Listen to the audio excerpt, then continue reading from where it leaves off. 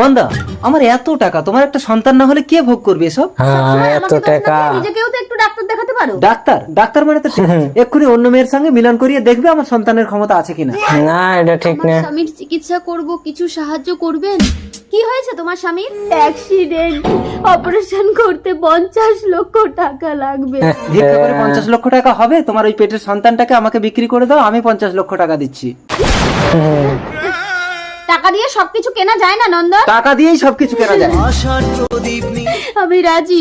দেখেছো, রাজি। তবে ছেলে সন্তান ছাড়া মেয়ে সন্তান নেব না। ঠিক আছে, আপনি তাড়াতাড়ি টাকাটা দিন, আমার স্বামীর অপারেশন করতে হবে। এই নাও।